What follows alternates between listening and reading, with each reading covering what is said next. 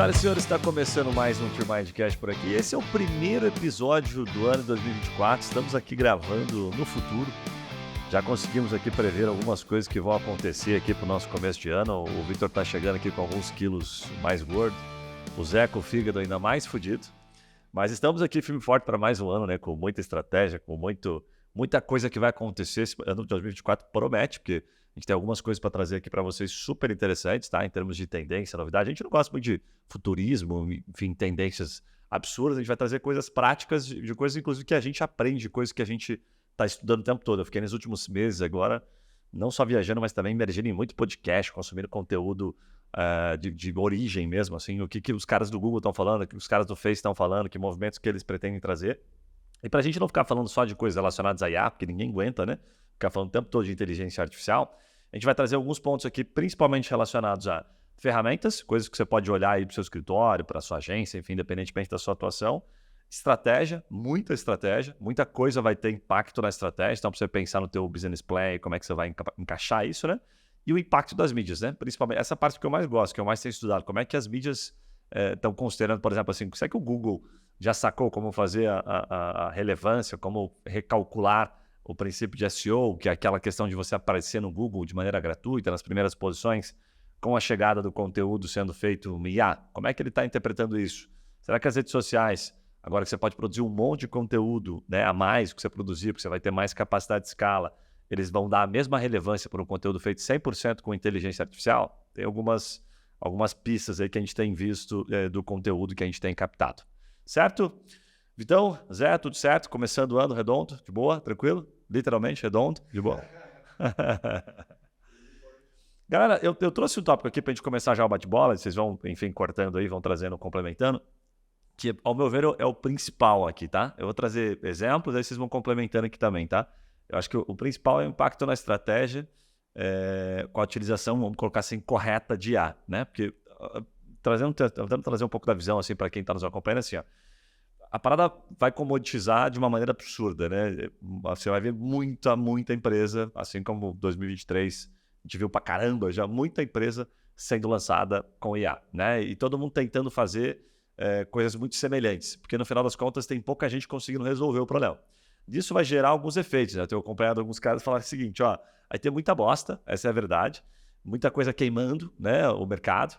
E aí é legal de lembrar, assim, eu gosto daquele conceito que é o conceito de startup, que assim, né, quando você tem uma tecnologia nova, você tem uma, que é do Verne Hershey, inclusive que é do Scaling Up, e enfim, tem outros livros que tratam isso, mas ele fala assim que você tem 2% iniciais, que são os caras mais loucos, que compram, sei lá, o óculos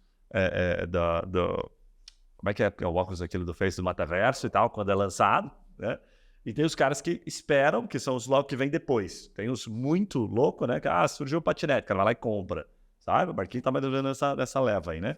E depois você tem mais ou menos 17% que são os caras segunda fase, que são os adotantes iniciais, que não são os early adopters, né? Aí esses caras já representam a primeira massa, porque você tem um crescimento legal. E logo depois deles vem mais uma curva de 17, depois faz uma montanha. Ele não continua subindo, ele começa a ter um platô, depois dessas primeiras duas levas aqui, ele começa a cair. E aí você vê até os retardatários, que a gente chama, né? Então você não vai ter, provavelmente, assim, tipo, quando a galera fala assim, vai impactar pra cacete, vai trocar todo mundo. Não, você vai ter provavelmente metade até um determinado momento sendo trocado com massa mesmo, pessoas aceitando, e depois um baita de um platô que pode durar uma vida. É a mesma lógica, fazendo uma analogia, pro táxi e pro Uber. Certo? Então, o cara ainda usa táxi. Sim, vai usar para o resto da vida. Assim como outras questões. Tem uma coisa ou outra que é substituída por uma questão de viabilidade. Tipo, falar da Netflix e de videolocadora. Mas tem regiões, cidades do interior que ainda tem videolocadora. Então, a substituição nunca acontece 100%, né? Mas nem estou falando da substituição do humano aqui. Estou falando da lógica de mercado. O movimento de mercado é por uma questão de pessoas mais velhas e tal, né?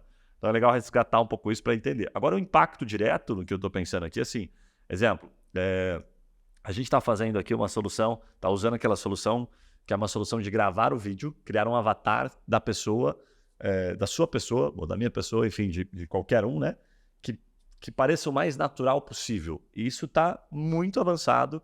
Já no final de 23 a gente já fez, dependendo do que você já vê nas nossas redes sociais, você vai ver alguns testes nossos. Então, isso já está possível você colocar em prática. E aí isso muda muito o jogo em termos de conteúdo. Por exemplo, você pode fazer um avatar seu, para usar com fundo específico, sei lá, whatever, você pode pensar nisso, né?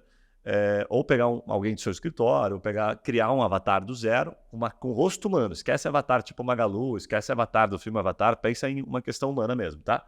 E passar a criar, por exemplo, um conteúdo específico para YouTube. Você pode ter dentro do teu canal um avatar que fala só sobre previdenciário, um outro avatar que fala só sobre trabalhista. Então, isso tá foda. E o que mais impressiona é que, assim, esse avatar, primeiro, você não consegue distinguir se é humano ou se é o avatar, de tão real que tá, é assustador mesmo. E ele pega teu áudio, tua voz. Então, a parada que era muito difícil, né? Ele não tem o áudio da Alexa, né? Ou da Siri, né? Ele tem o seu áudio, que ele consegue pegar o seu áudio, entender. Como é que chama isso do ponto de vista técnico, Marquinhos? Lip sync, né? Lip sync. Que é tipo aquele negócio que passa lá no Luciano Huck, né? Tem um negócio lá, um quadro chamado alguma coisa de lip sync. Mas enfim, ele consegue pegar isso e trazer a tua entonação de voz, trazer a tua característica. E aí, puta merda, isso, cara, faz o troço ficar bizarro. Muda completamente o jogo, tá? Então, ao meu ver, isso vai gerar impacto na estratégia porque você vai possibilitar massa, né? Você vai conseguir fazer mais conteúdo, vai conseguir fazer criação em massa.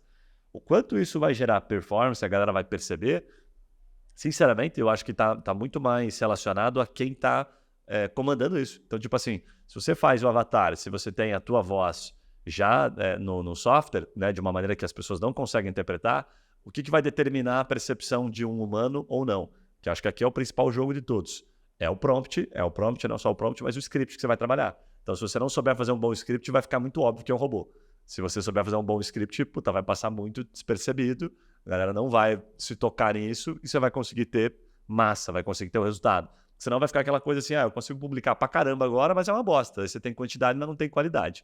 Né? E enquanto parecer robô, engajamento muito baixo. Só para finalizar a minha fala aqui nessa parte, eu vi tem um podcast que eu tenho acompanhado bastante, que é do Hipsters. É o único podcast dedicado agora para IA, tá bem legal. E eu vi uma fala dos caras, que eles sempre consomem conteúdo assim na origem, dizendo o seguinte, que o principal desafio é essa observação de humano versus robô. E aí eles traduzem contando o seguinte, você fala, cara, enquanto o humano não aprender a manusear, né, o IA de maneira que ele tem uma linguagem natural sem guardar semelhança com o robô, a gente vai ter muita dificuldade em implementar em massa. E aí muita gente está subestimando, falando, não, puta, beleza, faz com o robô mesmo e fala que é o robô e a galera vai aceitar, meio colocando, tipo, goela abaixo. E os caras dizendo, isso aí não vai acontecer, isso não está acontecendo. A gente viu até a experiência aqui, né, nos bots nossos, quanto mais a gente parece humano, maior o resultado. Quanto mais a gente falha e deixa o robô transcender, de repente o robô vai lá e responde, mais a gente se ferra, né?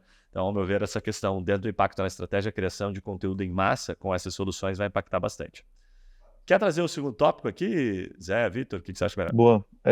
Eu acho que entra justamente nesse tópico, ele complementa isso que você falou, né, que seriam aí os bots de linguagem natural, enfim, questão de tirar dúvidas que eles fazem, porque a inteligência artificial ela vem para resolver um problema específico de ganho de escala, né? Ela traz um ganho de escala para serviços que são extremamente repetitivos e para quem lida com muito volume de demandas, uma inteligência artificial resolve o ganho de escala. Só que aí entra na questão de, fazer um bot tira dúvidas, por exemplo, que literalmente pareça um bot, provavelmente aquele tira dúvidas não vai ser tão atendido, né? Ele não usa uma linguagem natural que pareça um ser humano que está ali conversando, porque afinal de contas esse é o ganho de uma conversa, né? Eu converso com alguém que entende o que eu estou querendo saber e consegue ser mais assertivo possível na resposta. Um bot, tradicionalmente, não consegue fazer isso, porque ele sempre vai dar a lista de opções que não é exatamente todas as opções que eu quero. Então, isso entra no detalhe de complemento do que você falou, porque aí, por exemplo, a gente entra numa coisa chamada fine tuning, né? Então, acho que isso é um grande desafio para 2024, porque Explica o que é, mano. Exatamente. Fine tuning seria você pegar uma inteligência artificial crua, vamos dizer assim, e você começar a adaptar ela para aquilo que você precisa. Então, por exemplo, fazer um vídeo lá, fazer o teu avatar, provavelmente o primeiro vai ficar muito ruim. Então, por exemplo, a gente fez aqui na Trimind e, cara, gastamos algumas semanas para fazer o negócio ficar cada vez mais parecido com o ser humano de fato naquele vídeo. Porque, óbvio que a primeira tentativa, ou o primeiro, vamos dizer assim, esboço não vai ficar bom. É necessário esse fine tuning que você dedica energia e tempo, mas dedicar essa energia e tempo para algo que efetivamente faça sentido. No caso de uma conversa dentro do WhatsApp, né? Então, por exemplo, eu vejo que seria o ideal você dedicar energia, porque sim, seria um ganho de escala absurdo. Você para de responder os curiosos, mas, cara, para você ter eficiência desses curiosos depois virarem, por exemplo, potenciais clientes, é necessário fine tuning da estratégia, da própria inteligência artificial. Então, Acho que isso é uma coisa que vale dedicar bastante energia e tempo, porque aí sim você consegue usar uma inteligência artificial para aquilo que de fato ela se predispõe a fazer, que é te dar o ganho de escala, mas você ter mais resultado com isso, e não o mesmo ou menos, né, no caso. Boa, boa. Não precisa seguir a ordem que tá? Se quiser mandar ver, já trazer outros tópicos, manda ver, tá? Não, esse ponto de fine tuning, assim, eu acho que tem uma questão que às vezes não adianta colocar o carro na frente dos bois, assim. O lance é que essa adaptação ela tem que ser feita constantemente. Você não vai acertar de primeira, como o Victor pontuou ali. É um trabalho que vai sendo evoluído, mas até chegar no resultado que seja, nossa, cara, 100%, você fala, putz, isso aqui tá perfeito, ele vai resolver todo o seu problema. É um caminho longo, que você vai encontrar vários pontos de erro, né? Até que você, de fato, coloque aquilo numa performance muito alta. Mas é que a questão que sempre vai aparecer alguma coisa que não fique tão natural, né? Principalmente quando você fala, por exemplo, de automatização de conversa, né? Então vão surgir novas dúvidas, vão surgir novos problemas, principalmente considerando empresas que são mais jovens, assim, né? Por exemplo, com o nosso serviço, que a gente enfrenta isso constantemente. Você muda constantemente, né? Então, esse processo de adaptação e de melhoria, ele tem que ser contínuo, né? Cara, eu vi uns caras falando sobre o fine tuning, eu acho de fato ele tesão para grandes empresas, onde você tem um time absurdo, mas para pequenos negócios eu acho ele uma puta balela, assim, sabe? Acho que ele é muito vendável, mas pouco aplicável, assim, sabe? Tipo, é legal você chegar no escritório e falar assim, cara, vamos fazer o bot responder aqui o teu jeito de responder, com o jeito que o escritório entende que ele responde. Mas é como se você tivesse, daí você começa numa discussão, que eu vi até os caras trazendo esse pouco desse alerta, assim, ó, cuidado com aquilo que a indústria vende para você, porque nem sempre ela tá te vendendo algo que é convidativo, porque aumenta a tua expectativa, joga a tua expectativa lá em cima, aquele princípio de que todo mundo tá comprando expectativa, mas no fundo o que você precisa às vezes não é bem aquilo, tá? É aquela parada que quando eu trago da RD Station aqui, que a RD Station vende a máquina, o software, parecendo que tá vendendo marketing, mas na verdade é só uma máquina, né? É só um software por trás. O que os caras trazem que eu acho legal? Eles falam assim, cara, se você vai usar o fine tuning, ok, mas você tem que saber que você está subestimando até um pouquinho, de certa forma, dependendo até do momento que você vai usar e o quanto você vai conseguir mexer, a capacidade do IA. É como se você falasse, não, eu sei melhor do que ele. E como ele está ficando cada vez melhor, é besteira usar o fine tuning de acordo com o teu tamanho, com o teu momento. A não ser que use como o Victor falou ali. Você pegar assim, cara, agora aprende com aquilo que está sendo feito e volta melhor. Mas com base naquilo que o próprio IA já trouxe, tá ligado? É tipo comparar. Você fala, não, os meus conteúdos são melhores do que aquilo que o IA vai trazer com base num prompt animal que você vai colocar ali. Provavelmente não. E aí você gastou um puta trampo para fazer aquilo, criou uma baita expectativa que ele ia responder e no fim ele responde melhor do que você colocando, imputando um conteúdo. E essas paradas são foda, é muito polêmico, porque as empresas vêm e trazem, né? Pô, é legal, é convidativo você falar, né? Não, traz seus conteúdos aqui que o IA vai responder com base naquilo que você acha que é o certo. Mas na prática, se você deixar ela sozinha, ele é muito melhor do que você, né? Então, tem que tomar cuidado para não subestimar. Tem uma questão de programação, de lógica, né? Quando você fala dessa questão de você colocar uma base de conteúdo para inteligência artificial se basear e crescer em cima daquilo. Mas é diferente de você colocar um blog post lá e esperar que a inteligência artificial vai interpretar aquilo da maneira que você espera. Existem alguns tipos de prompt específicos que você vai fazendo, daí treinando a inteligência artificial, mas não é nada tão simples, né? Então, você falou do lance dos pequenos negócios. O quanto você precisa de escala, se você é um pequeno negócio, né, no caso. Às vezes está muito mais relacionado a você humanizar a tua operação e você ter uma operação enxuta e escalável, mas de maneira mais orgânica, não necessariamente trabalhando 100% com inteligência artificial. E se for trabalhar com isso, não dá para colocar como coringa, né, como se fosse resolver todos os seus problemas. Tem que, às vezes a humanização vai fazer muito mais sentido num processo menor, né? Exatamente, só você pensar na lógica do próprio marketing, né? Porque agora a gente fala que tem inteligência artificial que faz o conteúdo, como sempre teve o ChatGPT desde a versão 1.0 lá que já fazia, e a galera usava para fazer post, ainda usa até hoje, post no Instagram, que é algo que é dinâmico, tem que ser rápido, tem que postar com uma certa regularidade. Só que se você pensar pela lógica de que agora essa escala vai ter uma avalanche de conteúdo feito por inteligência artificial, tipo no Instagram da vida, nas redes sociais. Isso vai ter dois problemas. O primeiro é que, cara, esses conteúdos cada vez menos vão engajar porque é massa, é muito volume. Imagina o cara conseguir ter capacidade de postar 30 posts por dia. Tipo, tesão pro cara pensando em escala, mas 30 posts por dia resolve meu problema? Eu consigo fazer um conteúdo tesão, 30 conteúdo tesão com inteligência artificial todo dia? Tipo, não rola, tá ligado? Então não é o objetivo, por exemplo, botar escala nisso e dedicar energia e tempo, por exemplo, em fazer uma inteligência artificial foda para rede social, na minha visão, pelo menos, não é algo que vai fazer tanto sentido quanto, por exemplo, uma inteligência artificial que atende o teu cliente, ou sei lá, alguma coisa que consiga entrar dentro da tua operação e fazer nem que seja uma petição inicial, fazer o cara assinar, sei lá. Então, tipo, valeria a pena eu ter uma pessoa para minha rede social e postar uma vez por dia, mas um puta conteúdo mais massa e deixar a inteligência artificial para outras paradas que realmente necessitam de escala. Porque aí eu vou dedicar energia, vou fazer 30 posts por dia e meu Instagram vai continuar lá com os mesmos 500 seguidores, tá ligado? Não vai crescer tanto nesse sentido, porque aí eu preciso de outras coisas para fazer a parada crescer. Então, pensando nisso, que eu complementaria o que o Zé falou. Tem coisas que não vai fazer sentido ter inteligência artificial por trás e vai fazer sentido ter humanização. Tem outras coisas que aí sim, faz sentido ter uma inteligência artificial por trás, que você tem um ganho de eficiência e de escala de fato, que é onde você precisa, né? Só tem que estudar onde que é isso. Cara, vamos passar para um segundo tópico aqui, que assim, ó, esse aqui eu dei dando uma pesquisada até ao longo dessa semana, como é que tava, se tinha muita informação, e é bem difícil de achar, sobre SEO, sobre o impacto, por exemplo, SEO, aquilo que a gente falou, né, de você aparecer no Google nas primeiras posições.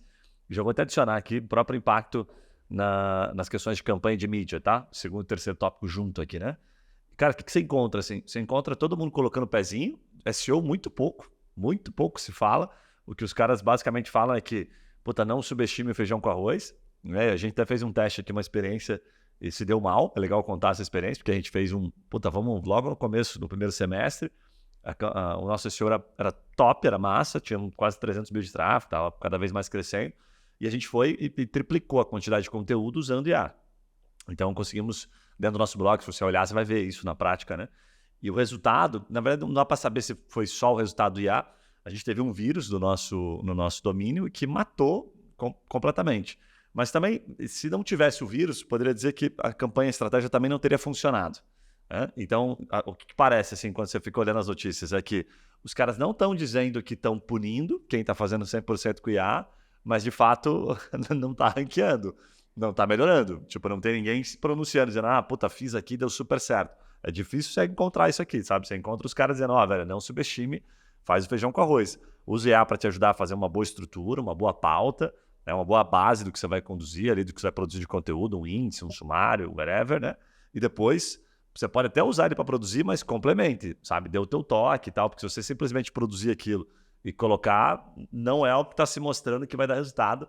E o Google, cada vez mais, pelo menos nas notícias que eles trazem, ele reforça que, esquece, isso aí não vai mudar. Esse jogo, pelo menos, não está ganho.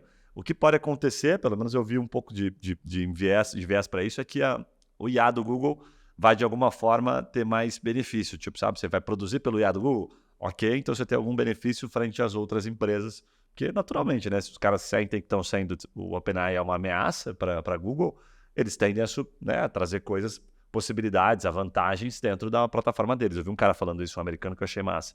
Ele falou, cara, se tiver algum lugar para você fazer, use dentro do Google. Não fique usando uma outra plataforma, porque existe a guerra de mercado natural e eles vão tentar puxar para eles mesmos, né?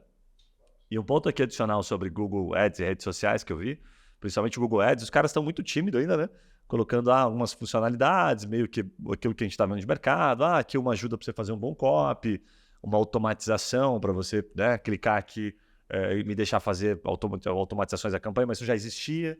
Então tá mudando muito pouco. Eu não vi nada muito expressivo, assim, pelo menos de ads, que falasse, cara, as campanhas de ads agora, você consegue subir uma campanha sozinho, não precisa fazer criativo, nada disso, isso está longe. O que eu mais vi, assim, que está acontecendo e que os caras falam que vai ganhar cada vez mais força é a capacidade de otimização de público e otimização de campanha. Assim, tipo, otimização não automatização, otimização mesmo de público. Isso eu vi pra caramba. Tanto que o PMax os caras lançaram e estão reforçando mais o PMax. Tá sendo criado mais otimização, mais inteligência na linha do PMax. Tipo, deixa aqui eu faço para você essa escolha de público. Só alimenta aqui para mim alguma informação que me dê um norte. Tipo, essa campanha tinha dado muito boa, então legal. Então eu vou pegar aqui o aprendizado que existe por trás dela e vou criar uma campanha fácil. Você só sobe aqui 2, 3 criativos e deixa que eu faça o restante. Então, me parece que a tendência é muito assim, tipo, você tem algum norte, me alimenta com o que você quer vender e o resto deixa que eu faço. Vai ficar cada vez mais fácil a barreira de entrada. Isso é meio lógico, né? Porque se os caras querem mais anunciante, isso o Google já vem falando há bastante tempo, né? Para quem não sabe, a principal origem de receita do Google, salvo engano, é 70% é o Google Ads, 70%, 80%. Então não tem por que os caras não facilitarem. Então o IA vai facilitar cada vez mais para a gente cada vez mais trazer anunciantes para dentro da ferramenta. Tem muita gente que nem faz ideia, e não só não faz ideia, quando vai usar a ferramenta é muito complexa. É verdade que elas são muito complexas, né? Face mesmo esquema, Face Ads pouca coisa ainda, por enquanto, sendo demonstrada com mídia, com IA, mas o que deve provavelmente acontecer, o reforço das coisas que eu vi, é público.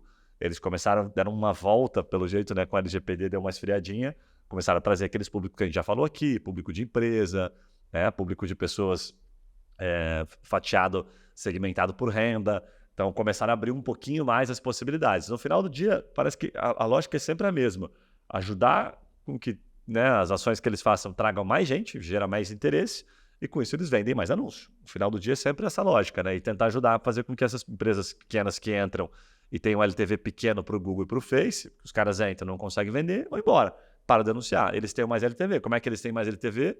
Ajudando eles com otimização, fazendo aquilo que o pequeno não sabe fazer. Ele falou, cara, você é burro, velho, esse público aí não vai vender, usa esse aqui.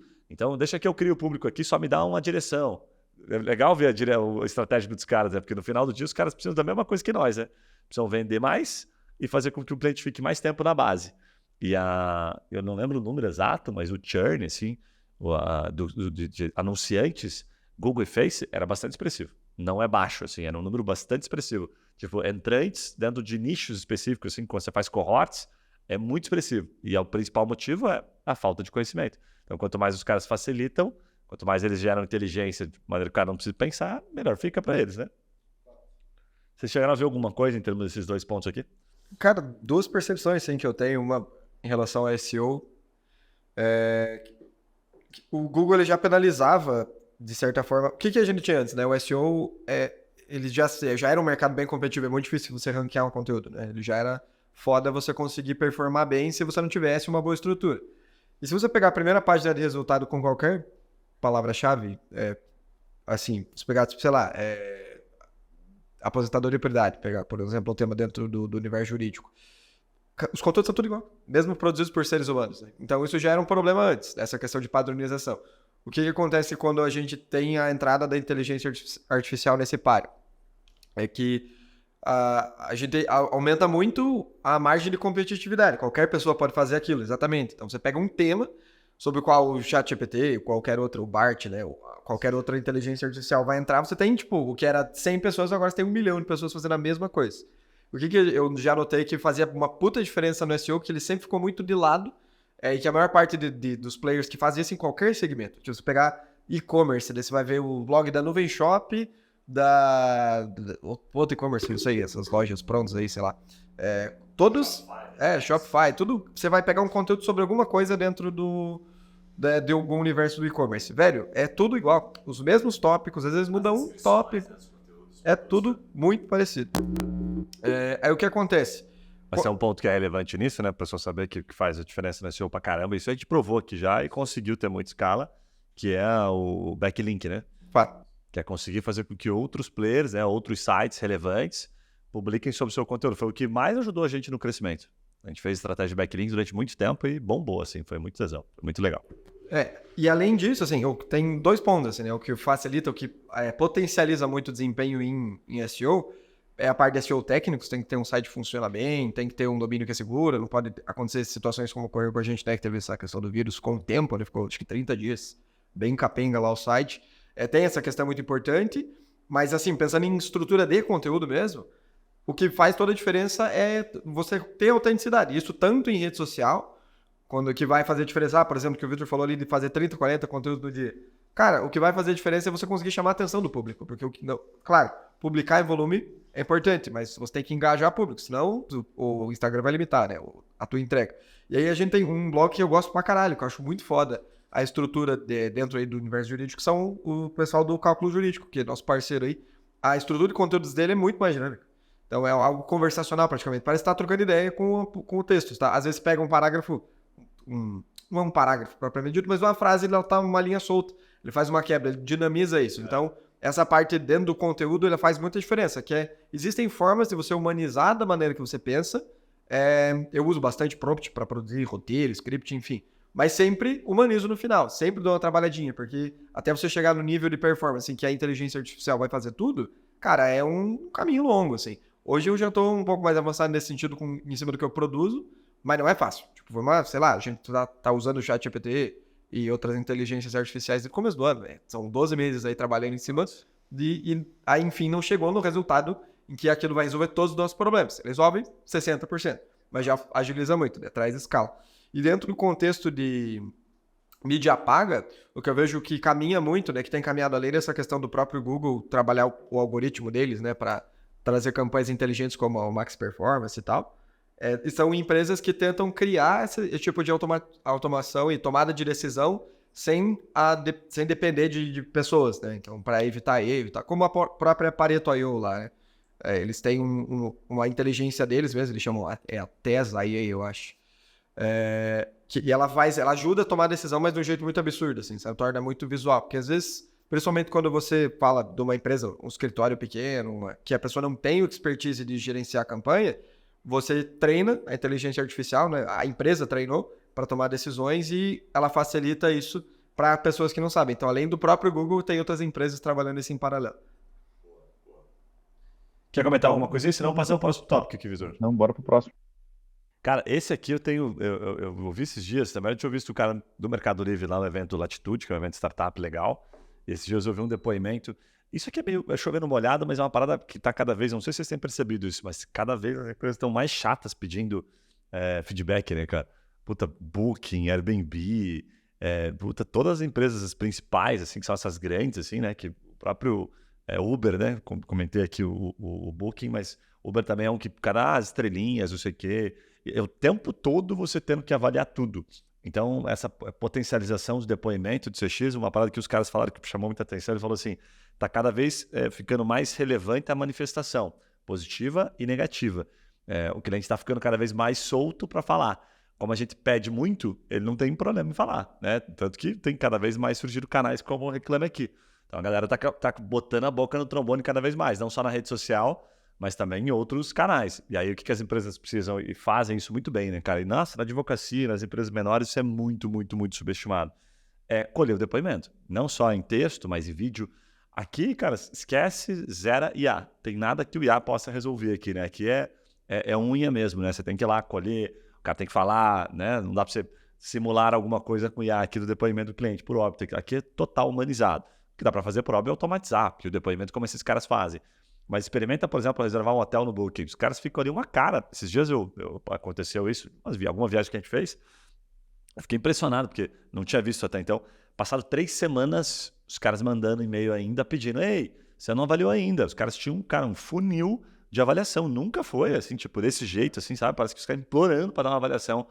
Eu tava vendo a hora que não chegou para mim ainda, mas provavelmente vai ter um momento em que a gente vai ganhar, e já tem algumas empresas que fazem isso, eles vão dar algum reembolso, algum cash pra gente em troca de uma avaliação. E aí é top, e é batata que isso vai acontecer. Ó, avalia aqui e você ganha um cash. Aí vai ser massa, daí nós vamos sair avaliando todo mundo. Mas isso aqui, cara, galera não faz e vai rolar muito. E bacana, por exemplo, aqui, a gente mesmo, né? Pô, todo cliente aqui é feliz? Por óbvio que não, como em qualquer negócio. Então, se você não faz com que o cliente feliz se manifeste, você está ferrado, porque o cliente infeliz ele sempre vai falar mais do que o feliz, ele sempre vai dar mais ibope. Então, se você não começar a tomar essa iniciativa, você se ferra, porque na hora que o infeliz começa a falar, infeliz no sentido do cliente em si, o que vai acontecer? Você colher depoimentos que vão sobrepor aquilo, vai ficar muito mais complexo, porque você tem que ter esse hábito, tem que ter esse estímulo, assim, né? Então, isso aqui é um tópico, animal, que não dá para jamais esquecer e vai ficar cada vez mais evidente e a gente subestima e não coloca em prática, né? E fatiar por etapa, né? Acho que tem que entender que não é só o cliente que dá esse depoimento. Às vezes o cara que passou pelo teu processo de atendimento já pode dar um depoimento, por mais que você não vá, sei lá, postar isso, mas para você conseguir medir coisas diferentes, né? Então, tipo, fiz um depoimento do meu cliente e ele fala que o meu atendimento é ruim, só que na verdade eu tô vendendo pra caramba, então não faz sentido o que o cara tá falando. E quando você vai ver o advogado lá que trata mal depois que o processo já tá rolando, não responde o cara, mas na hora da venda eu sou muito bom, por exemplo, ou vice-versa. Então é legal ter medir esses depoimentos e conversar com o cliente sobre a experiência dele com o teu negócio em fases diferentes do teu processo. Então, desde quando ele começa até o final, tem que ter várias conversas com o mesmo cara, para você entender, tipo, disso aqui como é que foi, e disso aqui como é que foi, e disso aqui como é que foi, para que aí você consiga medir coisas diferentes e consiga otimizar coisas diferentes, né, para conseguir crescer o escritório como um todo. Cara, só um comentário rápido, né, enquanto você falava aqui, eu botei no Google, né, para ver, botei assim, Advogados Curitiba, né, que a gente já gravou aqui algumas vezes com o Júlio, né, o Angel. E ele é um cara que tem, acabei de ver a atualização aqui, 1.173 avaliações do Google, né? Todo dia ele recebe alguma ali, né? E ele já contou aqui pra gente, então não é segredo, que ele pede essa avaliação não depois da causa, ele pede da fase inicial, né? Como você bem pontuou aqui. Como é que você foi atendido aqui nessa fase inicial? Pô, foi bem legal. Top, então tá bom. Dá uma avaliação dessa etapa até aqui, se você foi bem entendido, que é basicamente também um pouco daquilo que a gente faz aqui em momentos diferentes, né? E aí eu botei no Google aqui advogado Curitiba só como exemplo, cara, e óbvio, né? Quando você bota ali advogado Curitiba e ele traz dentro dos entendimentos de ranqueamento do Google, aquela versão em que você está procurando endereço, você vai observar sempre, se você fizer isso na sua região, tá? Que muito raramente você não vai ter advogados com avaliação. Não tem nenhum sendo, por exemplo, exibido aqui, eu estou rolando a tela enquanto falo para vocês, cara, que não tem avaliação. Todos têm avaliação e todos têm uma avaliação muito alta.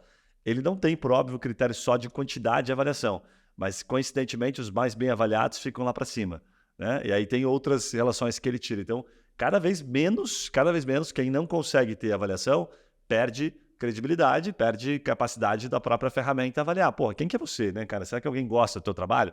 E uma parada que eu vi um estudo uma vez, não lembro se eu contei para vocês, eu vi um cara falando, não sei o quanto isso vai estar conectado ou não, mas que a lógica dos próximos passos da OpenAI também é começar a recomendar. É meio óbvio isso, né? Os caras vão ter que recomendar. De alguma forma eles vão tentar vender e tal, o tempo todo. Pô, vi que você está precisando disso aqui, que tal isso, né? Então pode ser que caminhe para isso. E aí quando o cara falava isso, eu falei, cara, qual o critério que ele vai usar para o ranqueamento? E aí, leia-se qual critério? Avaliação, um dos principais, que é o que é mais utilizado, no Mercado Livre, no Google. E não me parece que tem outro critério, assim, tão mais foda do que esse, porque é o critério mais real, né? É o critério mais autêntico, né? É o cliente falando, ó, esse produto aqui é muito bom. Vai lá divulgar uma bicicleta, ele vai buscar toda a base, Google, você quer uma bicicleta de quanto? Ele vai tentar pegar toda uma avaliação, essa bicicleta aqui eu olhei em todos os canais, sites que eu consegui pescar, vi avaliações, o maior índice de avaliação é nessa bicicleta, dada a relação de preço que você me deu aqui. Cara, muito plausível a parada, né? Muito plausível isso acontecer.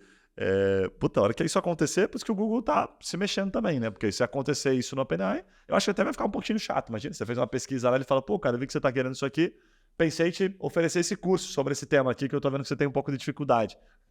Foda, Imagina né? o tamanho da força disso, cara. Bizarro. Acho que vai aumentar muito uma situação que a gente já enfrenta, que é a sobrecarga de publicidade, né? De propaganda, né? Então, tipo, a galera fala que a gente vê, tipo, 20 vezes mais publicidade do que via, sei lá, 5, 10 anos atrás. Mas acho que isso vai piorar muito ainda, ter uma margem para dar. Sei lá, imagina daqui 50 anos, né? Quando vai ser impactado por propaganda. É interessante que isso se torna mais inteligente ao mesmo tempo, né? Porque antes a gente que já era impactado por muita propaganda, mas era aleatório, né? Então, isso vai se tornando um pouco mais inteligente com o tempo. Mas é louco porque, por exemplo, essa questão de recomendação, o Bing, que é a ferramenta de busca lá da Microsoft, ele já usa a OpenAI nos resultados deles, né? Tanto que melhorou absurdamente, assim, né? Então isso já meio que acontece. Não, ficou muito bizarro. Foi uma questão muito fodida, né? A OpenAI pela Microsoft, né? Que foi praticamente deles ali, são acionistas ali. Mas, e provavelmente o Google não deixa de ser uma inteligência artificial, né? A forma que o algoritmo de pesquisa funciona, né? Mas provavelmente o BART, que é a inteligência dele, já trabalha em cima do Google também. Faz sentido. Então, o que você acha aí dos influencers de nicho? Próximo tópico aqui, né? Tem um dado aqui interessante, inclusive compartilha esse dado aqui que chama atenção para quem nunca ouviu. Boa. Cara, influencers de nicho, acho que para quem não sabe, não são os grandes influenciadores, né? Não é sei lá, o Primo Rico, sei lá, o Pablo Marçal, Boca Rosa, etc. da vida. Esses seriam os grandes influencers como as grandes empresas. Influencers de nicho são pequenos influenciadores, mas que têm a mesma capacidade de formação de opinião para pequenos públicos, né? Para pequenos nichos dentro, enfim, de uma quantidade de pessoas ali. Então, mais de 10 milhões de influenciadores hoje no Brasil, né? Acho que esse é o dado mais impactante. Então, imagina assim, é um mercado de, cara, 10 milhões de pessoas, que é um canal de venda, né? Um canal de atração de pessoas.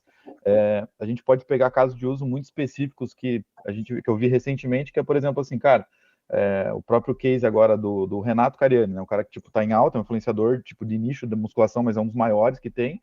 E o cara falando abertamente quem é o escritório de advocacia que tá defendendo ele nos vídeos que ele gravou lá, que teve, sei lá, quantos milhões de views.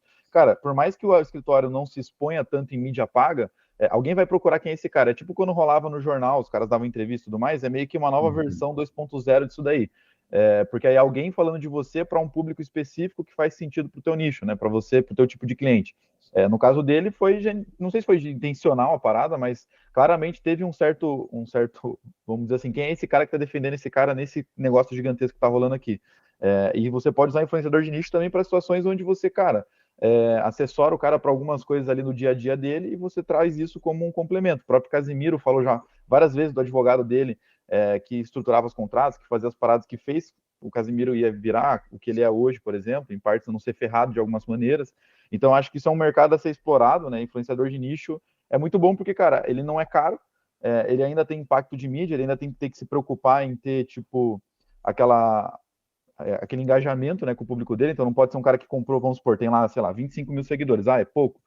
Mas não é comprado. Então, se são 25 mil seguidores, o cara está engajado com aquilo, às vezes aquilo vende mais do que um influenciador de 3, 5 milhões de seguidores que não tem engajamento nenhum com a base, porque isso tem relação direta com produção de conteúdo e tudo mais. Mas eu vejo que o influenciador de nicho é um canal a ser explorado, porque hoje já existem até influenciadores que são avatares. Né? Se você pegar o caso da Lu, da Magalu, a gente estava lá no RD Summit e o cara contou o case inteiro, né? O caso de uso inteiro, o cara que participou disso, o diretor lá dessa parte da Magazine Luiza, ele simplesmente contou que, cara, um avatar, que tecnicamente não existe, tem um Instagram hoje com sei lá quantos milhões de seguidores, que é a Lu do Magalu, e ela ganha dinheiro suficiente, tipo, cara, com as publicidades que ela faz, sendo que ela nem existe, né? Então, tipo assim, uma parada bizarra. E ela já consegue sustentar e ter uma equipe como uma própria empresa, sendo que, na verdade, enfim, isso nem existe, tá ligado? Então, é uma parada que toma uma proporção bizarra e acho que isso é pouco explorado ainda pelas empresas, principalmente pelo escritório de advocacia, né? Cara, animal, esses dias eu vi um cara fazendo acho que foi no LinkedIn, dizendo assim, ó, se tem 10 milhões, né, de pessoas que se intitulam influenciadores, e a gente tem basicamente assim, fazendo, né, uma separação aqui, 1/3 da população mais velha, 1/3 população economicamente ativa e tal, né, e 1/3 mais crianças, enfim, adolescentes, tudo bem que em adolescente, boa parte quer ser influenciador, né, o emprego dos sonhos, né, a profissão dos sonhos. E fala assim, cara, vai sobrar no máximo uns 100 milhões aqui, de 200 milhões de habitantes. Então, você está falando que a cada 10, um quer dizer que é influenciador. Né? É bem nessa linha que você falou, achei massa. Daí ele explica, falou, cara, sim, faz sentido. Ele fala, não é uma viagem da maionese. Se o cara tem 5 mil seguidores e ele tem um engajamento absurdo, a representatividade dele já é massa, porque ele com certeza tem uma galera que compraria alguma coisa dele. Então, ele pode ser considerado um influenciador. Eu sempre, quando eu vi esse dado, eu falei, cara, meu Deus, é muita gente viajando na maionese. Aí depois eu comecei a ouvir alguns caras especialistas trazendo isso para dados estatísticos e faz todo sentido. Se você tiver, cara, 2 mil e tiver produzindo e tal, e a galera realmente compartilhar e comentar, não sei o quê, você consegue influenciar, você consegue fazer o cara comprar. É animal isso, né? Então tem uma puta brecha nisso aqui. Essa é a verdade. Boa. Vamos passar para o próximo tópico? Cara, assim, ó, isso aqui, principalmente a gente que teve lá vendo esse movimento, né? Aqui é legal dar um ponto, assim, que eu coloquei assim, a consolidação de WhatsApp com bot e com IA, né? Que é o principal momento aí que a gente está vivendo que a inteligência artificial está possibilitando um bot que não é aquele bot que a gente era acostumado, tipo uma URA, né? Que você liga lá para a Brasil Telecom, digite 1 para tal coisa, digite 3. Nossa, Brasil Telecom é SHT aqui, mas TIM, claro, Oi, enfim. Quem até fez uma parada meio parecida não, mas já botou um pé na frente, eu não sei se vocês chegaram a ligar em algum momento, era a Sky, eu gostava do atendimento da Sky, tá ligado ou não? Não sei, já ligou lá para pedir apoio alguma vez ou não? Era uma conversa, uma linguagem super natural. Oi, tudo bem, Vitor? Tô vendo que você... já peguei aqui o seu CPF. Espera só um pouquinho. Então ela fazia toda uma linguagem natural, provavelmente ainda deve ter isso, já meio que simulando, imitando isso, assim, sabe? Que a gente tá vendo agora aqui, né? Que é o que a IA está tentando reproduzir essa linguagem natural. Mas o que eu coloquei aqui como tópico é assim, né? Que a gente percebeu, não só em eventos, mas o movimento de mercado vai ser muito maçante. Por quê? O que acontece geralmente quando você olha outros cenários, né? Outras coisas que aconteceram no passado? Você pega uma empresa, por exemplo, como a própria WhatsApp, né? Foi comprada pelo Face, ok, fez aquele movimento de consolidação, o maior aplicativo de mensageria que a gente utiliza, já está no nosso hábito, só reforçou o hábito, né? Aí vai lá e começa a melhorar cada vez mais, criando mais funcionalidades para fazer com que a gente se mantenha ali, né? E agora, né, por último, pensando assim de maneira simplificada, faz um movimento estratégico para caramba, animal, de abrir, né, a porta dela, que a gente chama de API, e falar, ó, empresas, agora pluguem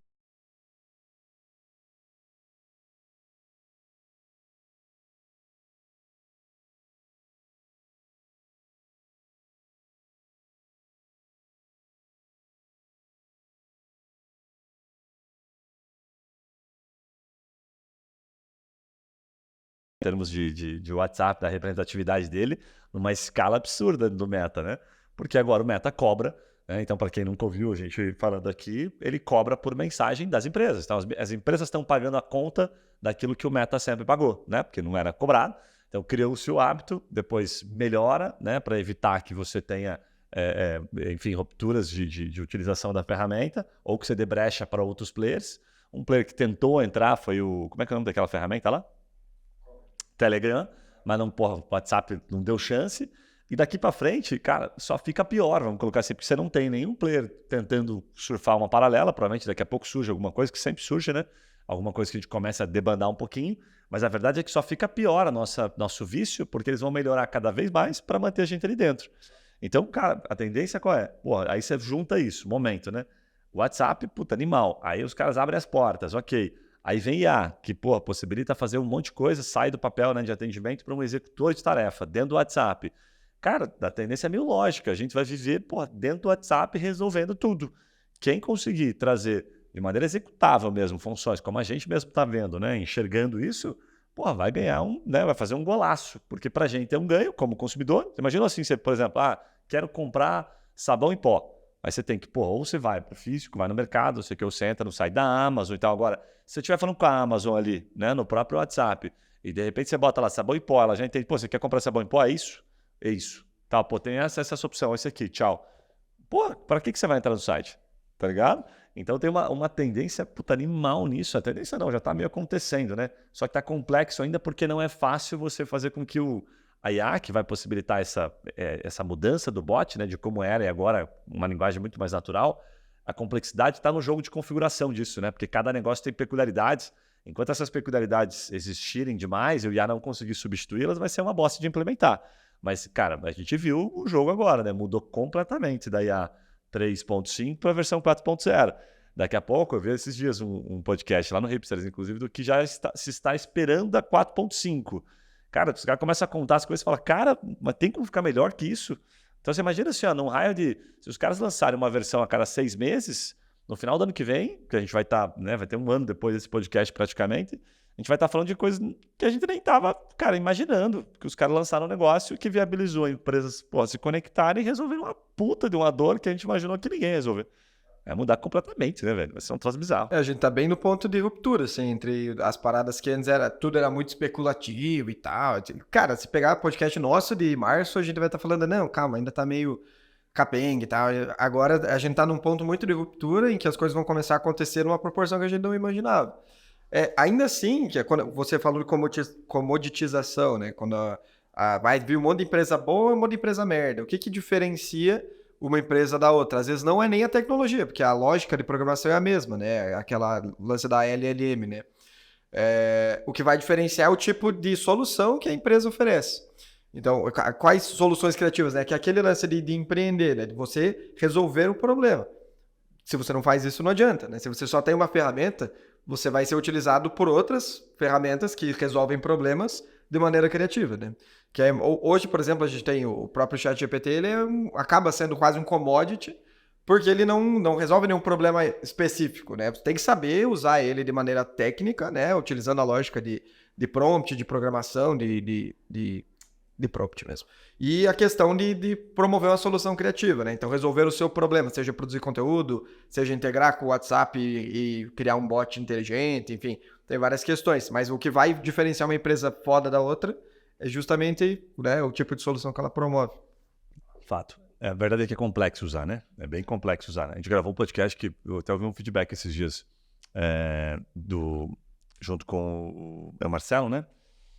Acho que é o Marcelo. É o último podcast 182, é isso, Marquinhos? Confere pra gente aí. Né? Boa. 183 ou 182? Acho que é 182, tá? Que a gente fala só sobre o IA, tá? Com um advogado que é parceiro nosso aqui. Deixa eu ver se eu só não tô falando o nome dele errado. Que ele é gente boa pra caramba. Marcelo, exatamente, tá? Ele já tinha gravado um conteúdo com a gente, tá? O Marcelo Diniz. Cara, e o cara dá uma puta de uma aula. É animal esse podcast, vale a pena você ouvir, com as possibilidades que ele traz pra gente, tá? É isso aí, né? 182, né?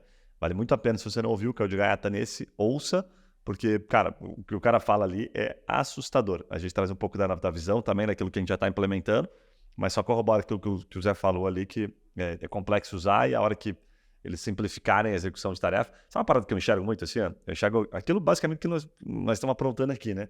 É assim, ó, tipo, você vai ter o bot, aí você vai ter o bot. Você quer o bot para quê? Eu quero o bot aqui, sei lá, pizzaria. Então vai ter muito cara de nicho. Que eu acho tesão pra cacete nesse ponto. Beleza, cara, seguinte, ó. Então, você só fala pra mim, o que você quer que ele faça? Não, eu quero que ele reserve mesa quando quiserem vir na minha pizzaria aqui, porque hoje eu faço isso no Instagram. Top. Os prompts já vão estar todos prontos ali dentro, entendeu? Essa é a parada que eu acho que vai acontecer. Agora, o bot que você... Tanto que, pô, a gente viu lá na própria feira lá da RD, né? Que comprou a Talos lá. Muita gente hoje cobrando para implementar. O cara contrata uma ferramenta e não sabe implementar. Que é complexo. A gente viu isso agora aqui. Altamente complexo. E aí, pô, tem muita variável. Você fica acompanhando. Você tem que ter um cara só cuidando daquilo o dia inteiro. Pra você poder fazer com que aquilo funcione e dê certo. Essa é a verdade. Aí o que vai acontecer? Acho que vai ter muito cara falando assim, pô, então eu tenho um prompt pronto aqui para pizzaria. O cara precisa colocar, sei lá, o sabor das pizzas, os sabores das pizzas, o tempo médio, aí ele vê o meu CRM, se a localização, ok, se eu consigo entregar. Você sabe se ele já comanda essas variáveis, vai plugar com o CRM, que vai ser, acho que, uma outra dificuldade que os bots vão ter que vencer. E resolveu. Você vai vender bot com prompt pronto, de acordo com o segmento. Fato. Tá? Já rola isso, né? Já tá rolando, já tá meio que rolando. Tem a rolando. Copy Base que faz copy, tem altas assim. Já tá meio que... Exatamente, essas que estão fazendo isso já estão se dando bem, tipo, todo mundo gosta do resultado. Mas aquelas que estão vendendo bot puro, pro cara da pizzaria ter que implementar, cara, é muito complexo. Muito complexo, né? Eu vejo que você tem uma relação direta com geração de experiência, né? Cara, eu acho que quem vai sair nessa corrida do ouro, porque agora a corrida do ouro é a corrida do commodity, né? Então todo mundo vai querer tentar implementar a melhor solução possível de inteligência artificial integrada ao atendimento do WhatsApp.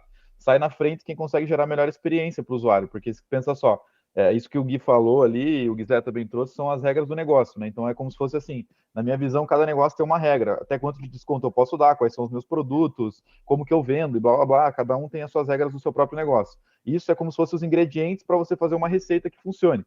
Você pode colocar, cara, ovo, farinha e trigo numa parada e vai ser um bolo muito ruim, um bagulho totalmente batumado que ninguém consegue nem comer duro. E tem cara que vai pegar os mesmos ingredientes e vai conseguir fazer um puta de um bolo macio, delicioso, que todo mundo compra pra caramba. Então, tipo, o cara que souber pegar os ingredientes, ou seja, as regras do negócio, e conseguir implementar isso numa receita que gere uma experiência, gere uma parada muito boa, esse é o cara que vai largar na frente. E aí entra a lógica do nicho, porque se eu tentar fazer isso para todos os negócios que têm regras totalmente opostas, fica muito difícil. Por isso que a gente já vê caras como Copybase que se especifica na questão de copy para anúncio, especificamente ainda, dentro do nicho. O cara que faz lá para cobrança, por exemplo, é o cara que se especifica dentro do nicho de cobranças. E por aí vai. Então eu vejo que o cara que escolher um nicho, conseguir se determinar dentro disso, cara, esse é o cara que vai conseguir gerar uma melhor experiência mais rápido possível. E aí sim, esse é um cara que sai na frente, consegue escalar e depois implementar outros modelos, tá ligado? Mas eu vejo que é bom eles caminharem para isso, porque daí você consegue dar espaço para o mercado. Dificilmente você vai conseguir ter um cara que já sai monopolizando tudo, tá ligado? E aí você consegue ter uma estrutura de negócio tesão. Cara, olha esse exemplo que legal. Tem um amigo que tem, enfim, imobiliário e tal. E aí a gente começa conversando sobre, né, o que a gente está aprontando aqui e tal. Ele falou, cara, isso aí é muito aplicável no meu business, cara. E hoje eu tenho 3 pessoas praticamente que ficam... O cara tem uma operação relativamente grande assim e tal. Que ficam só fazendo o processo de agendamento das visitas dos imóveis. Então, tipo, assim, a maior parte do trabalho. Os caras não fazem só isso, mas a maior parte do trabalho é isso. Porque qual que é o padrão ali? O cara vai lá fazer um anúncio. Ah, gostei desse empreendimento aqui, cara. E aí, tem como visitar? Ah, vamos, então tá bom. Então, ó, eu tô com a chave aqui liberado, aí o cara tem que olhar a agenda para ver se tem outras pessoas que já não estão visitando, certo? É esse o processinho, né? Então ele olha a agenda, ele tem um CRMzinho, que ele tem, fulano tá visitando tal dia, Beltrano tá visitando, olha, eu tenho esse horário aqui, serve para você? Serve para você. Daí ele devolve pro cara, então confirmou, beleza. Aí ele vai lá e lança na agenda. Então da pessoa que vai visitar, que geralmente é outro, ou às vezes ele, mas geralmente é outro, e também bate com a pessoa que reservou naquele horário. Ou, pode passar a pegar a chave, tal horário que a chave vai estar aqui para você ir lá visitar sozinho. Pô, velho, muito substituível. Total, tá ligado? Substituível. Ele falou, isso só para um processo aqui de você pegar a chave. Aí tem o processo de venda, né? Que você pode qualificar o cara, falar, pô, mas espera aí, faz as perguntas ali, tá? Entende? Você tem, sei lá, 1 filho, 2 filhos, qual é a tua renda? Né? Deixa eu entender o que você está pensando. Você mora perto, trabalha perto?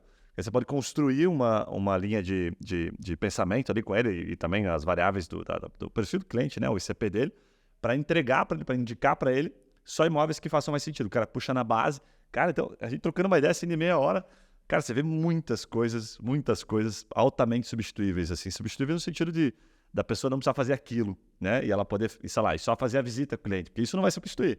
Então, pô, se o cliente pudesse ser rapidamente, o cara tá meia-noite lá viajando na maionese com a mulher na cama, puta, cara, que tesão esse apartamento, vamos agendar. O cara manda mensagem, aí espera, daí quando o outro responde, sei lá, no outro dia de manhã já perdeu às vezes o tesão. Agora, se ele já agenda ali na hora, pô, já agendei para amanhã, 9 horas, ferrou. Olha a diferença, né, mano? O impacto disso pode ser absurdamente Animal, né? Muito massa. Boa. Cara, vamos para mais um tópico aqui, ó. Eu separei. Na verdade, a gente meio que já falou sobre isso, que seria o tópico 8, 9 aqui, se eu não estou enganado, tá? Que é a principal mudança, né? Que o IA muda de, basicamente, a GPT, ou a versão do Google, de atendimento para o executor de tarefas, né? A gente já falou um pouquinho, então, para não chover muito no molhado, é basicamente a substituição lenta, chamei de lenta e gradativa, substitui muita coisa, né? Exemplo, nosso caso aqui, um SDR, uma pessoa que qualifica os leads. Pô, isso é muito passível de você fazer através de um IA. Qual a dificuldade? Você saber que pergunta que você faz, você fazer muito teste, você toma muito, você apanha muito para fazer isso. Você tem que fazer o teste, tá aqui, X pessoas responderam. Essa pergunta aqui não foi tão boa porque ainda assim passou gente desqualificada. Aí você vai lá e aplica de novo. Então o que dá desgaste é isso. Por isso que no final do dia a gente vai ter muita empresa como a gente que vai ter feito esse processo e vai, cara, acertamos aqui, hein? Agora tá redonda a máquina. Aliás, acho que a gente nunca vai ter acertado. Você vai estar o tempo todo mexendo, porque o cliente muda de algum jeito, mas a própria regra, né, do jogo pode ser mudada. Então você vai ter que ter alguém olhando para isso, praticamente dedicado para aquilo, só olhando para tentando fazer melhorias. E aí por isso que eu acho que vai ser muito tesão, porque a hora que você lança para o mercado vai ter que passar por todo esse aprendizado que você já tem. Então você fala, toma pronto aqui, cara, já fiz, ó, tá aqui, tá redondo, esse é o caminho. Então você implementa aqui, por isso que eu acho que as versões de bot com IA de nicho vão se dar tão bem, né? E talvez empresas como, por exemplo, a RD, que já está vendendo, está lá no site dos caras, né? Inclusive com um preço bastante atrativo para você usar, vai ser muito bom também, mas muita gente vai botar o pé na água e vai se decepcionar, vai falar, isso aí não funciona para mim. Que é o que acontece geralmente, né? O efeito acontece assim. Mas aí você pega uma empresa como essa, por que no final das contas, não que eles geram conteúdo, eles geram valor, eles tentam ensinar, eles vão fazer o trabalho deles, que é o desafio deles também fazer com que a pessoa, né, seja retida. Os caras vendem, né? Vendem pra caramba. Então vão ter os que vão se adaptar, beleza, ficam na base, ficam clientes, e aqueles que não se adaptaram, ok, os caras também ganham dinheiro em cima disso, né? Relação de CAC com LTV.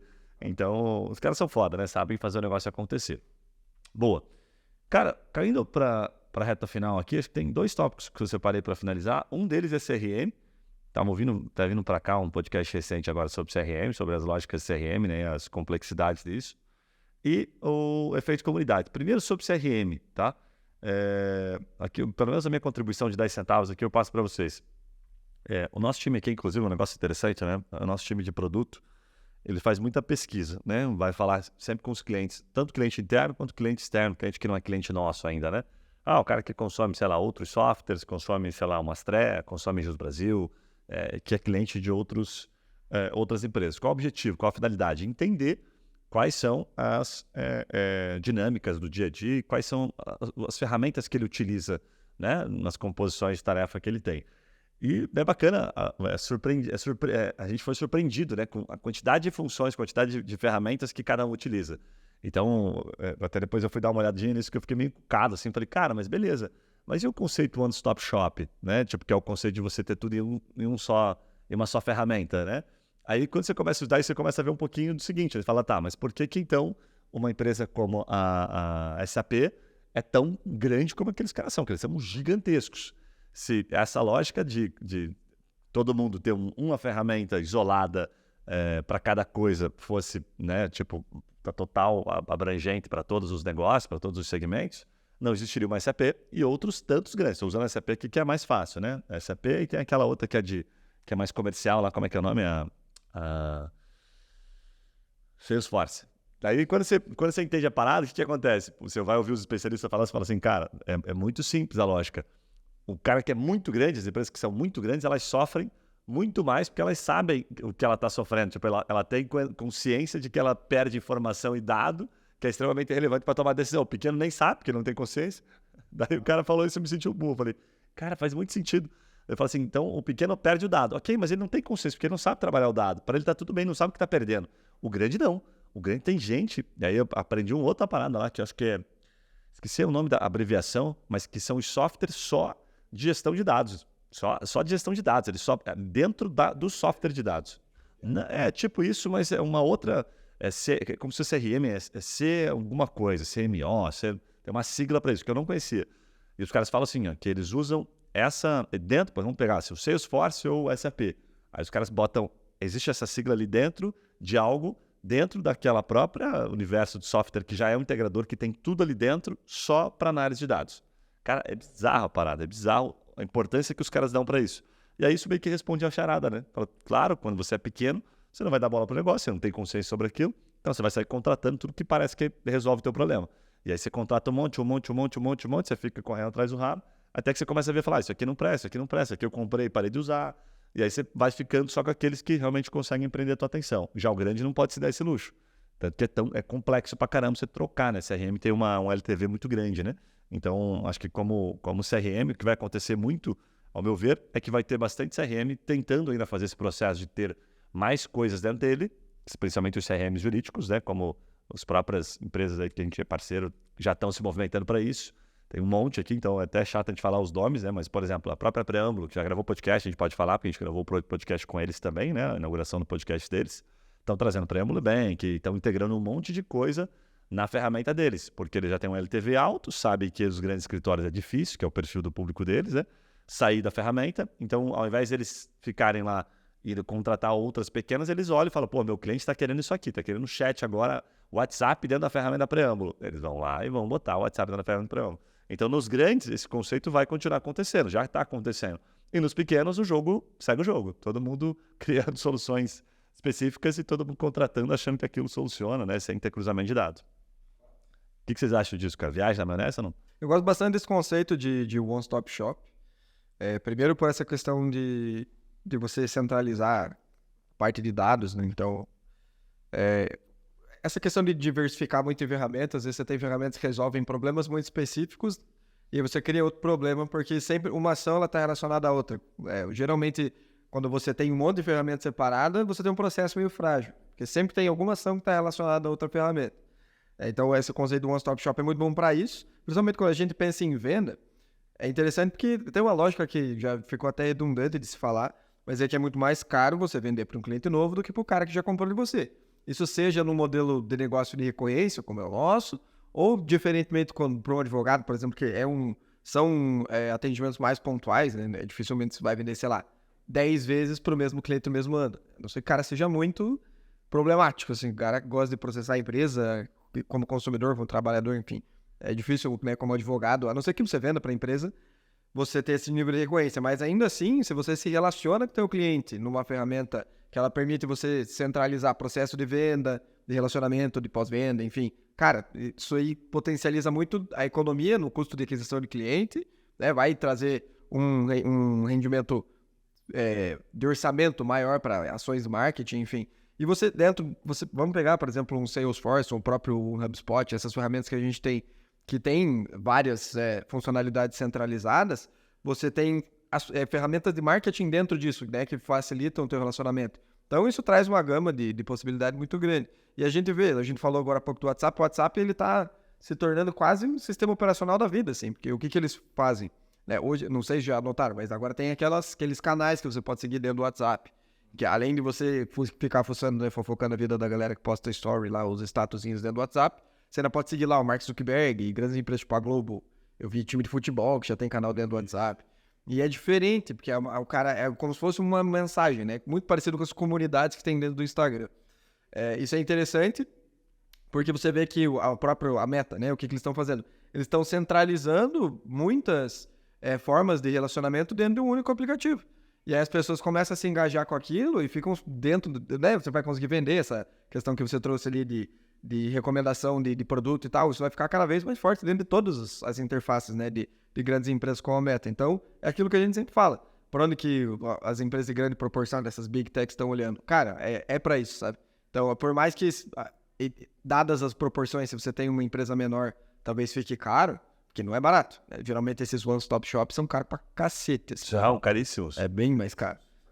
Então, tem que entender se o nível de solução que eles oferecem faz sentido pro negócio. Se não fizer, aí, logicamente, vai ter que criar um processo talvez um pouco frágil, mas que seja sustentável financeiramente. É por isso que eu achei legal. Os caras mesmo falam assim, cara, isso aqui é pra nego grande, então você já dá uma filtrada no cliente, tá ligado? É legal justamente esse posicionamento deles. Falam, não, esse é o preço. Salvo engano, um Salesforce é a partir de 250 mil para você implementar ele. É caríssimo, mas SAP também parte desse valor. Salvo engano, o SAP passa de 500 palmas. Aí você, cara, o preço já dá aquela... Sabe? Não tem nem como comparar com um software pequeno, não tem nada a ver, né? Fato. Vamos pegar algo assim que é mais acessível em proporções menores, tipo como é o Intercom, como é o HubSpot, eles mesmos já fazem um movimento de segmentar, né, de qualificar o público para empresas que têm o comprometimento de ficar tempo suficiente para absorver o software, né? Então, cara, você vai ficar um ano, se você não ficar um ano, não precisa entrar. É tipo, eles não fazem contrato menor que isso. Então, eles já estão lá fazendo um movimento para que, cara, você faça um onboarding, um processo de implementação e que a empresa absorva, né? Cria uma cultura de utilizar o software como uma plataforma grande. Quer comentar alguma coisa? Senão vamos pro último tópico aqui, mano, que é feito de comunidades aí, né? Não, acho que é isso aí mesmo.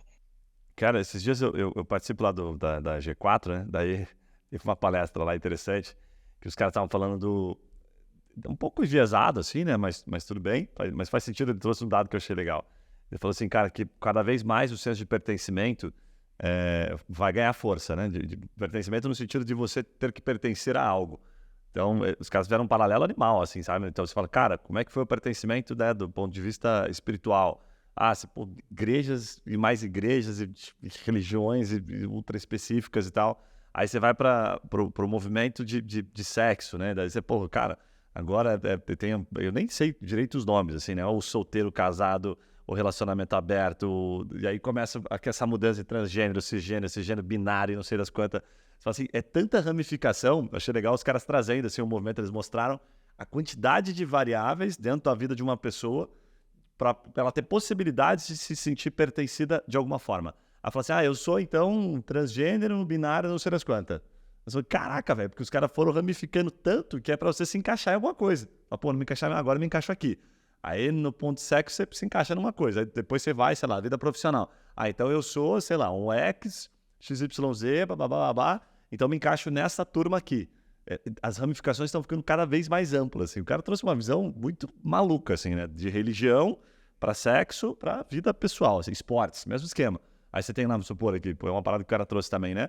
Você tem os esportes com bolinha, achei muito massa, você falou. Aí você tem o tênis, aí você tem o beach tênis, aí você tem aquele que agora que tá em alta também, que a raquete é parecida com o beach tênis, só muda um pouquinho.